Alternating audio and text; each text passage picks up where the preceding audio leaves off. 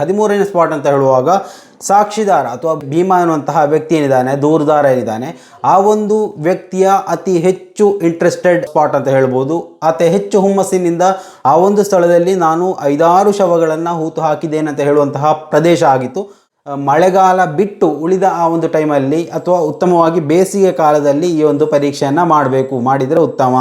ಅಥವಾ ಅತ್ಯಂತ ಆಳವಾಗಿದ್ದರೆ ಆಂಟೆನಾ ಫ್ರೀಕ್ವೆನ್ಸಿಯನ್ನು ಕೂಡ ಬಳಸಿ ಅಂತ ಸಲಹೆ ಕೊಡ್ತಾರೆ. ಯಾವುದಾದ್ರೂ ಒಂದು ವಸ್ತುವನ್ನು ಅದು ತೋರಿಸಿದ್ರು ಅದರಿಂದ ಅದು ಅಸ್ಥಿಪಂಜರನೇ ಅಂತ ದೃಢಪಡಿಸಲಿಕ್ಕೆ ಸಾಧ್ಯ ಇಲ್ಲ.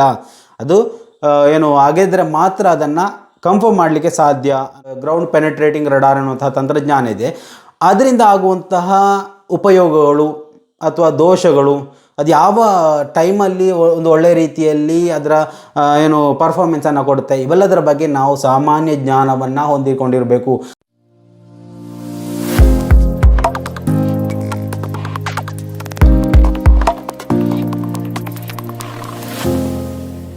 ಹಲೋ ಹಾಯ್, ಎಲ್ರಿಗೂ ನಮಸ್ಕಾರ. ಧರ್ಮಸ್ಥಳದಲ್ಲಿ ಹೂತು ಹಾಕಿರುವ ಶವವನ್ನು, ಅಸ್ಥಿಪಂಜರವನ್ನು ಮೇಲಕ್ಕೆತ್ತುವಂತಹ ಪ್ರಕ್ರಿಯೆ ಇವಾಗ ಸದ್ಯ ನಡೀತಾ ಇರುವಂಥದ್ದು 13ನೇ ಸ್ಪಾಟ್ನಲ್ಲಿ. 13ನೇ ಸ್ಪಾಟ್ ಅಂತ ಹೇಳುವಾಗ ಸಾಕ್ಷಿದಾರ ಅಥವಾ ಭೀಮಾ ಎನ್ನುವಂತಹ ವ್ಯಕ್ತಿ ಏನಿದ್ದಾನೆ, ದೂರದಾರ ಏನಿದ್ದಾನೆ, ಆ ಒಂದು ವ್ಯಕ್ತಿಯ ಅತಿ ಹೆಚ್ಚು ಇಂಟ್ರೆಸ್ಟೆಡ್ ಸ್ಪಾಟ್ ಅಂತ ಹೇಳ್ಬೋದು. ಅತಿ ಹೆಚ್ಚು ಹುಮ್ಮಸ್ಸಿನಿಂದ ಆ ಒಂದು ಸ್ಥಳದಲ್ಲಿ ನಾನು 5-6 ಶವಗಳನ್ನು ಹೂತು ಹಾಕಿದ್ದೇನೆ ಅಂತ ಹೇಳುವಂತಹ ಪ್ರದೇಶ ಆಗಿತ್ತು. ಸೊ ಈ ಒಂದು ಪ್ರದೇಶವು ಸಾಮಾನ್ಯವಾಗಿ ಎಲ್ಲರಲ್ಲೂ ಒಂದು ಕ್ಯೂರಿಯಾಸಿಟಿ ಇತ್ತು. ಆ ಒಂದು ಪ್ರದೇಶದಲ್ಲಿ ಸಿಕ್ಕೇ ಸಿಗುತ್ತೆ ಅನ್ನುವಂತಹ ವಿಶ್ವಾಸ ಇತ್ತು. ಸೊ ಆ ಒಂದು ವಿಚಾರಕ್ಕೆ ಸಂಬಂಧಪಟ್ಟಂತೆ ಇವಾಗ 2-3 ದಿವಸಗಳಿಂದ ಆ ಒಂದು ಸ್ಪಾಟನ್ನು ಅಗೆಯದೆ ಲೇಟ್ ಮಾಡ್ತಾಯಿದ್ರು. ಬೇರೆ ಸ್ಪಾಟ್ಗಳಿಗೆ ಹೋಗ್ತಾಯಿದ್ರು. ಏನು ಗುರುತು ಮಾಡಿಲ್ಲದಂತಹ 15, 16, 14, 15, 16 ಸ್ಪಾಟ್ಗಳು ಕೂಡ ಹೋಗಿ ಅಗೆಯುವಂತಹ ಪ್ರಕ್ರಿಯೆಗಳು ನಡೀತು. ಸೊ ಇವೆಲ್ಲದರ ನಡುವೆ GPR ತಂತ್ರಜ್ಞಾನ ಅಂದರೆ ಗ್ರೌಂಡ್ ಪೆನೆಟ್ರೇಟಿಂಗ್ ರಡಾರ್ ಅನ್ನುವಂತಹ ಒಂದು ತಂತ್ರಜ್ಞಾನ ಕೂಡ ಇದೇ 13ನೇ ಸ್ಪಾಟ್ಗೆ ಅಳವಡಿಕೆ ಮಾಡಲಾಗಿತ್ತು. ಆ ಒಂದು ಸ್ಪಾಟ್ ಮತ್ತು ಅದಕ್ಕಿಂತಲೂ 100 ಮೀಟರ್ ಸುತ್ತಳವಿನಲ್ಲಿ ಆ ಒಂದು ತಂತ್ರಜ್ಞಾನವನ್ನು ಬಳಸಿಕೊಂಡು ಯಾವುದಾದ್ರೂ ಪಳೆಯುಳಿಕೆ ಅಥವಾ ಅಸ್ಥಿಪಂಜರಗಳು ಸಿಗುತ್ತೆ ಅನ್ನುವಂತಹ ಶೋಧನೆಯನ್ನು ಕೂಡ ಮಾಡ್ತಾಯಿದ್ರು. ಸೊ ಇವೆಲ್ಲವನ್ನು ಗಮನಿಸಿ ಅಗೆಯುವಂತಹ ಪ್ರಕ್ರಿಯೆಗಳು ಆರಂಭಗೊಂಡಿತ್ತು. ಸೊ ಆದರೆ 13ನೇ ಸ್ಪಾಟ್ನಲ್ಲಿ ಯಾವುದೇ ಪ್ರತ್ಯೇಕವಾದಂತಹ ಬೆಳವಣಿಗೆಗಳು ಸಂಭವಿಸಿಲ್ಲ ಅನ್ನುವಂತಹ ಮಾಹಿತಿ ಇದುವರೆಗೂ ಬರ್ತಾ ಇದೆ. 4-5:30ವರೆಗೆ ಈ ಒಂದು ಪ್ರಕ್ರಿಯೆಗಳು ನಡೀತಾ ಇತ್ತು. ನಂತರ ಆ ಒಂದು ಅಗೆದಂತಹ ಮಣ್ಣನ್ನು ಮತ್ತೆ ಮುಚ್ಚುವಂತಹ ಪ್ರಕ್ರಿಯೆಗಳು ಕೂಡ ನಡೀತಾ ಇತ್ತು. ಇವತ್ತು ಆ ಒಂದು JCB ಜೊತೆಗೆ ಇನ್ನೊಂದು ದೊಡ್ಡ ಹಿಟಾಚಿ ಕೂಡ ಇತ್ತು. ಸೊ ಈ ಎರಡು JCBಗಳನ್ನು, ಹಿಟಾಚಿ ಮತ್ತು JCBಯನ್ನು ಬಳಸಿಕೊಂಡು ಅಗೆಯುವಂತಹ ಪ್ರಕ್ರಿಯೆಗಳನ್ನು ಮಾಡಲಾಗ್ತಾ ಇತ್ತು. ಸರಿಸುಮಾರು 60 ಅಧಿಕಾರಿಗಳು ಈ ಒಂದು ಅಗೆಯುವಂತಹ ಪ್ರಕ್ರಿಯೆಯಲ್ಲಿ ಭಾಗವಹಿಸಿದ್ರು. ಅಂದರೆ ಪುತ್ತೂರಿನ ಉಪವಿಭಾಗಾಧಿಕಾರಿ ಸ್ಟೆಲ್ಲಾ ವರ್ಗೀಸ್ ಅವರು ಕೂಡ ಇದ್ದರು. ಅವರ ಜೊತೆಗೆ 60 ಅಧಿಕಾರಿಗಳ ತಂಡ ಇವತ್ತು ಆ ಒಂದು ಸ್ಪಾಟನ್ನು ಅಗೆಯುವಂತಹ ಪ್ರಕ್ರಿಯೆಯಲ್ಲಿ ಪಾಲ್ಗೊಂಡಿದ್ವು. ಸೊ ಇವೆಲ್ಲ ವಿಚಾರವನ್ನು ನೀವು ಸಾಮಾನ್ಯವಾಗಿ ನೋಡಿರ್ತೀರಾ. ಆದರೆ ಈ ಒಂದು GPR ತಂತ್ರಜ್ಞಾನ ಅಂದರೆ GPR ಗ್ರೌಂಡ್ ಪೆನೆಟ್ರೇಟಿಂಗ್ ರಡಾರ್ ಅನ್ನುವಂತಹ ತಂತ್ರಜ್ಞಾನ ಇದೆ. ಅದರಿಂದ ಆಗುವಂತಹ ಉಪಯೋಗಗಳು ಅಥವಾ ದೋಷಗಳು, ಅದು ಯಾವ ಟೈಮಲ್ಲಿ ಒಂದು ಒಳ್ಳೆಯ ರೀತಿಯಲ್ಲಿ ಅದರ ಪರ್ಫಾರ್ಮೆನ್ಸನ್ನು ಕೊಡುತ್ತೆ, ಇವೆಲ್ಲದರ ಬಗ್ಗೆ ನಾವು ಸಾಮಾನ್ಯ ಜ್ಞಾನವನ್ನು ಹೊಂದಿಕೊಂಡಿರಬೇಕು. ಆ ಒಂದು ವಿಚಾರದಲ್ಲಿ ನಮಗೆ ಅಲ್ಪ ಜ್ಞಾನವಾದರೆ ಇರಬೇಕು. ಸೊ ಅದರಿಂದಾಗಿ ಆ ಒಂದು GPR ತಂತ್ರಜ್ಞಾನ ಅದು ಯಾವಾಗೆಲ್ಲ ಬಳಕೆಗೆ ಉಪಯುಕ್ತವಾದಂತಹ ಸಾಧನ ಅಥವಾ ಯಾವ ಟೈಮಲ್ಲಿ ಅದನ್ನು ಉಪಯೋಗಿಸ್ಬೋದು ಎನ್ನುವಂತಹ ವಿಚಾರಕ್ಕೆ ಸಂಬಂಧಪಟ್ಟಂತೆ ಸಣ್ಣ ಒಂದು ಮಾಹಿತಿಯನ್ನು ಕೊಡ್ತಾ ಹೋಗ್ತೀನಿ. ಇದು ಮಾಹಿತಿಗೋಸ್ಕರ, ಅಂದರೆ ಗೊತ್ತಿರಬೇಕು ಈ ಒಂದು ವಿಚಾರ. ತಂತ್ರಜ್ಞಾನ ನಾವು ಬಳಸುವಾಗ GPR ಬಳಸಿ ಅಂತ ಒತ್ತಡ ಹಾಕ್ತಾ ಇದ್ದದ್ದು ನಾವೇ. ಸೊ ಇವಾಗ ಆ ಒಂದು GPR ತಂತ್ರಜ್ಞಾನದಿಂದ ಎಷ್ಟು ಲೋಪದೋಷಗಳು ಅಥವಾ ಉಪಯುಕ್ತವಾದಂತಹ ವಿಚಾರಗಳು, ಯಾವ ರೀತಿಯೆಲ್ಲ ಅದು ಕಾರ್ಯನಿರ್ವಹಿಸ್ಬೋದು, ಯಾವ ಕ್ಲೈಮೇಟಿಗೆ ಅದು ಯೋಗ್ಯವಾದಂತಹ ತಂತ್ರಜ್ಞಾನಗಳು, ಇವೆಲ್ಲವನ್ನು ನಾವು ಇದು ವಿಡಿಯೋದಲ್ಲಿ ಕಂಪ್ಲೀಟಾಗಿ ನೋಡಿಕೊಂಡು GPR ತಂತ್ರಜ್ಞಾನದ ಉತ್ತಮ ಪರಿಸ್ಥಿತಿಗಳು ಮತ್ತು ದೋಷಗಳು, ಅಂದರೆ ಅದರ ಉತ್ತಮ ಪರಿಸ್ಥಿತಿ ಯಾವಾಗ, ಹೇಗೆ ಅಂತ. ಮಣ್ಣು ಒಣಮರಳು ಅಥವಾ ಜಲ್ಲಿಯ ಮಣ್ಣು, ಕಡಿಮೆ ಮಣ್ಣು, ಆ ಒಂದು ಮಣ್ಣಿನ ಪ್ರಮಾಣ, ಸೊ ಇವೆಲ್ಲ ಇರುವಾಗ ಕಾರ್ಯ ಒಂದು ಒಳ್ಳೆಯ ರೀತಿಯಲ್ಲಿ ಬೆಳವಣಿಗೆ ಕಾಣಿಸುತ್ತೆ. ಇನ್ನು ತೇವ, ಒಣನೆಲ ಅಥವಾ ಕಡಿಮೆ ತೇವ, ಮಳೆಗಾಲ, ಒದ್ದೆಯ ಸಮಯ ತಪ್ಪಿಸಬೇಕು. ಅಂದರೆ ಮಳೆಗಾಲ ಮತ್ತು ಒದ್ದೆಯ ಸಮಯವನ್ನು ತಪ್ಪಿಸಿದರೆ ಈ ಒಂದು ರಡಾರ್ಗೆ ಉಪಯುಕ್ತ ಆಗುತ್ತೆ. ಇನ್ನು ಆ ಒಂದು ಮಣ್ಣಿನ ಮೇಲ್ಮೈ ಸಮತಟ್ಟಾದ, ಹಾಳು ಕಬ್ಬಿಣದ ವಸ್ತುಗಳಿಲ್ಲದ ಪ್ರದೇಶ, ಕಬ್ಬಿಣದ ಆ ಒಂದು ಅಂಶ ಇಲ್ಲದಂತಹ ಪ್ರದೇಶವಾಗಿದ್ದರೆ ಒಳ್ಳೆಯದು. ಗುರಿ ಗಾತ್ರ ಆಳ, ದೊಡ್ಡ ವಸ್ತುಗಳು ಮಧ್ಯಮ ಆಳ, ಮಣ್ಣಿನಲ್ಲಿ 6ರಿಂದ 8 ಅಡಿ, ಒಣ ಮರಳಿನಲ್ಲಿ 15+ ಅಡಿ.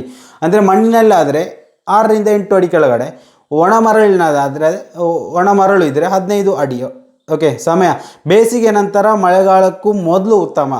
ಓಕೆ. ಆಪರೇಟರ್ ಅನುಭವ ಹೊಂದಿರುವವರು ಸರಿಯಾದ ಆ್ಯಂಟನಾ ಫ್ರೀಕ್ವೆನ್ಸಿ ಬಳಕೆ. ಅಂದರೆ ಆಪರೇಟರ್ ಮಾಡುವವರ ವಿಚಾರದಲ್ಲೂ ಕೂಡ ಈ ಒಂದು ರಡಾರ್ ಬಹಳಷ್ಟು ಮಹತ್ವದ ಪಾತ್ರವನ್ನು ವಹಿಸ್ಕೊಳ್ಳುತ್ತೆ. ಇನ್ನು ಆ್ಯಂಟನಾ ಫಿಕ್ಸಿಂಗ್ ಮಾಡುವಂತಹ ಅದರ ಬಳಕೆ ಕೂಡ ಬಹಳಷ್ಟು ಉಪಕಾರಿಯಾಗುವಂತಹ ವಿಚಾರ. ಸೊ ಅದರ ಉತ್ತಮ ಪರಿಸ್ಥಿತಿಗಳೆಲ್ಲವೂ ಈ ಒಂದು ವಿಚಾರಗಳು ಎಲ್ಲವೂ ಸರಿಯಾಗಿದ್ದರೆ ಆ ಒಂದು ಬೆಳವಣಿಗೆ ಸರಿಯಾಗಿ ಇರುತ್ತೆ. ಇನ್ನು ಆ ಒಂದು ತಂತ್ರಜ್ಞಾನದ ದೋಷಗಳು, ಯಾವ ರೀತಿಯಲ್ಲೆಲ್ಲ ದೋಷಗಳಿದ್ದರೆ ಅದರಿಂದ ನಮಗೆ ಪರ್ಫಾರ್ಮೆನ್ಸ್ ಬರಲಿಕ್ಕೆ ಸಾಧ್ಯ ಇಲ್ಲ ಅನ್ನೋಂಥದ್ದು. ಇನ್ನು ಒದ್ದೆಯ ಮಣ್ಣು, ಉಪ್ಪಿನ ಮಣ್ಣು ಅಥವಾ ಹೆಚ್ಚಿನ ವಿದ್ಯುತ್ ಪ್ರವಹಿಸುವ ಮಣ್ಣಿನಲ್ಲಿ ಈ ಒಂದು ತಂತ್ರಜ್ಞಾನದ ಕಾರ್ಯ ಬಹಳಷ್ಟು ಕ್ಷೀಣವಾಗಿರುತ್ತೆ. ದಟ್ಟ ಅಥವಾ ಒದ್ದೆಯ ಮಣ್ಣಿನಲ್ಲಿ ಆಳ ಸೀಮಿತ, ಸಣ್ಣ ಅಥವಾ ಆಳದ ಗುರಿ ತಪ್ಪಾಗಬಹುದು ಈ ಒಂದು ವಿಚಾರದಲ್ಲಿ. ಓಕೆ.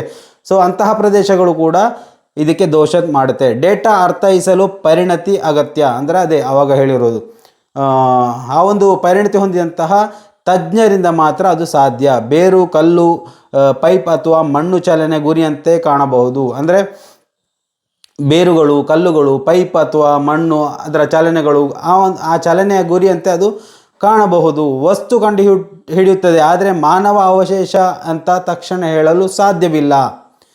ತೋಡಿಕೆ ದೃಢಪಡಿಸಬೇಕು. ಅಂದರೆ ಯಾವುದಾದ್ರೂ ಒಂದು ವಸ್ತುವನ್ನು ಅದು ತೋರಿಸಿದ್ರು ಅದರಿಂದ ಅದು ಅಸ್ಥಿಪಂಜರನೇ ಅಂತ ದೃಢಪಡಿಸಲಿಕ್ಕೆ ಸಾಧ್ಯ ಇಲ್ಲ.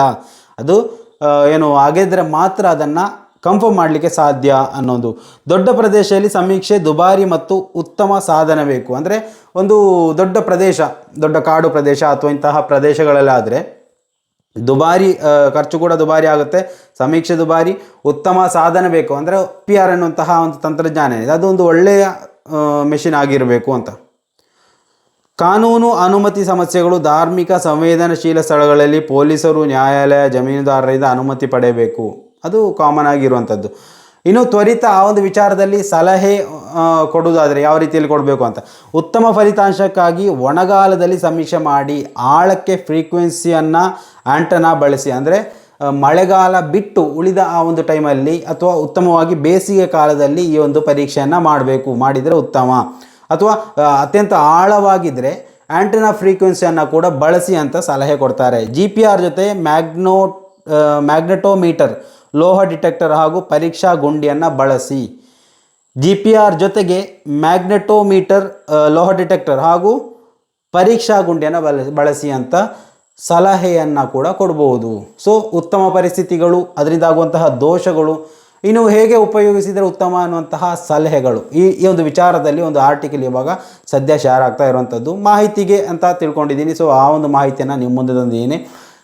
ಸ್ನೇಹಿತರೆ, ಈ ಒಂದು ಮಾಹಿತಿ ನಿಮಗೆ ಇಷ್ಟ ಆಗಿದ್ದರೆ ದಯವಿಟ್ಟು ಈ ಒಂದು ವಿಡಿಯೋವನ್ನು ಇನ್ನೂ ಒಂದು 10 ಜನರಿಗೆ ಕಳಿಸುವಂತಹ ವ್ಯವಸ್ಥೆಯನ್ನು ಮಾಡಿ. ಮುಂದಿನ ಮಾಹಿತಿಗೆ ಮತ್ತೆ ಭೇಟಿ ಆಗ್ತೀನಿ. ಅಲ್ಲಿವರೆಗೂ ನಮಸ್ಕಾರ.